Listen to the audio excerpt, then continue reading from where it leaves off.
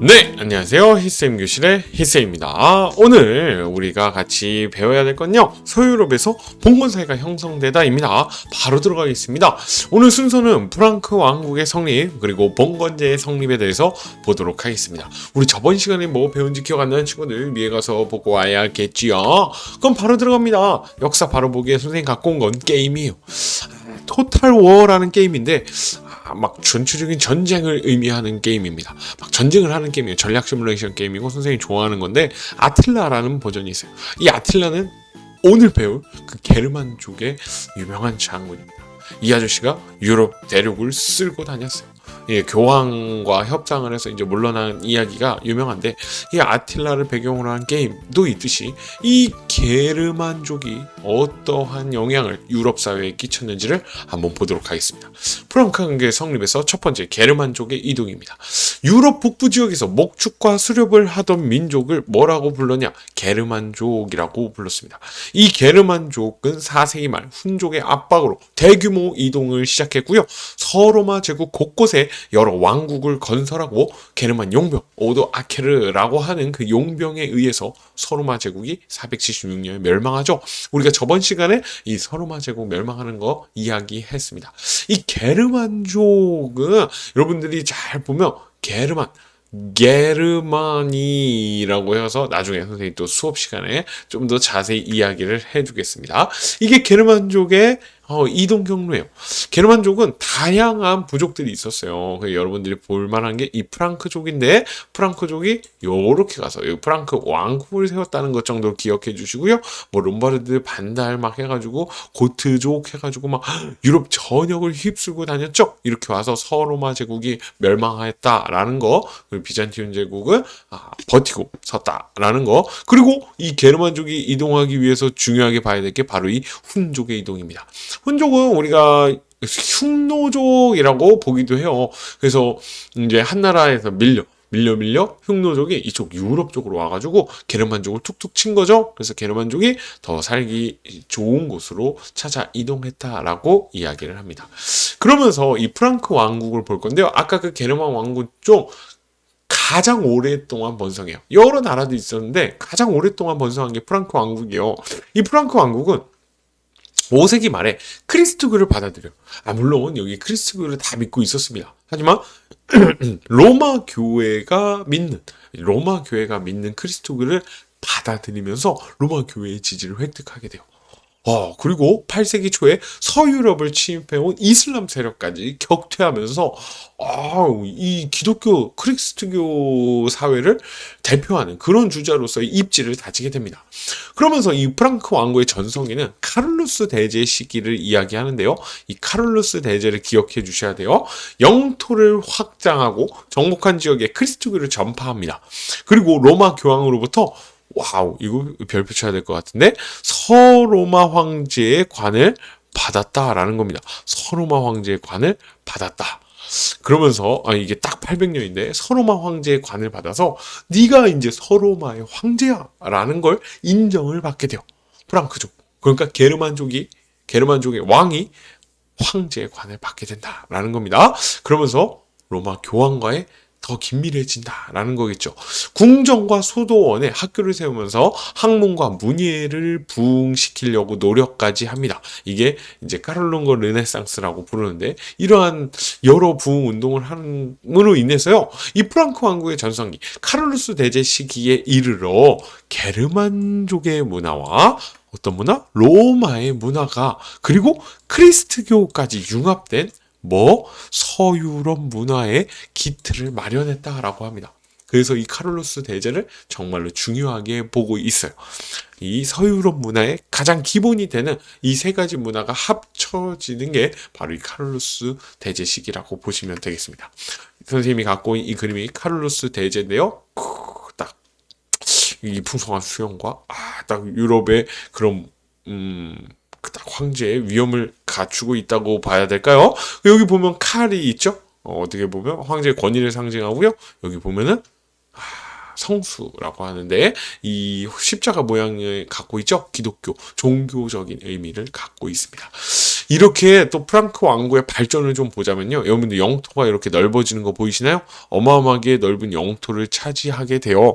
그러니까 과거 서로마의 영토를 다 차지하진 못하지만 그래도 많은 영토를 차지하게 돼서 로마 교황으로부터 서로마 황제의 대관을 받게 되죠. 그리고 여기 보면 옴미아드 왕조가 있는데 이슬람 세력이요. 이슬람 세력이 이 유럽 본토로 들어오려고 하는 걸 투르푸아티의 전투를 통해서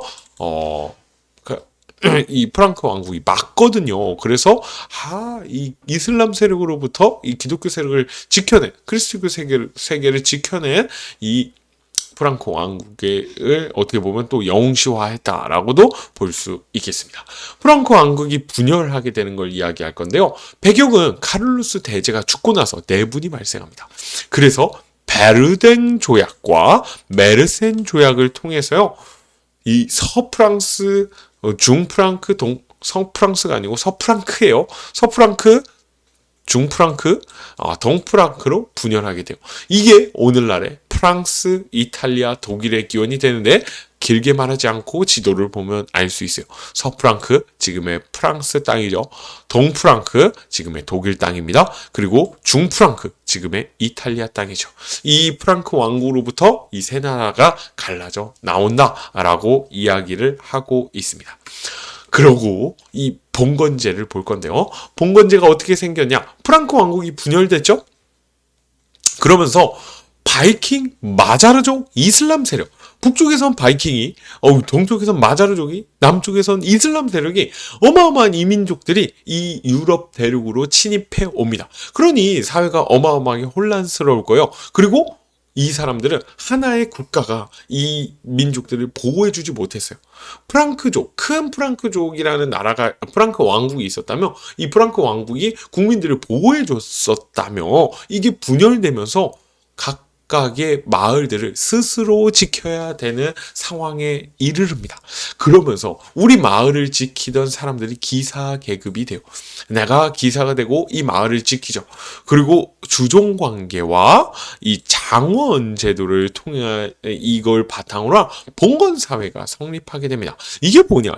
좀 더 이제 가서 볼 건데, 이 노르만족의 이동은요, 바이킹족이라고 하는 이 북유럽에 있던 민족들이요, 유럽 곳곳을 여행하면서 공격을 하게 돼요. 그래서 이 본토까지 들어오죠. 본토에도 많은 사람들이 피해를 받게 되죠. 그러면서 나만의 공간, 우리 마을은 우리가 지켜야 된다라고 하면서 봉건제가 성립되게 됩니다. 그 첫 번째가 주종 관계예요. 주인과 종의 관계라고 보는데요. 봉토, 땅을 매개로 한 주군과 봉신 간의 관계가 주종 관계라고 이야기하는데요. 이거는 서로 의무를 지켜야 하는 계약 관계였어요.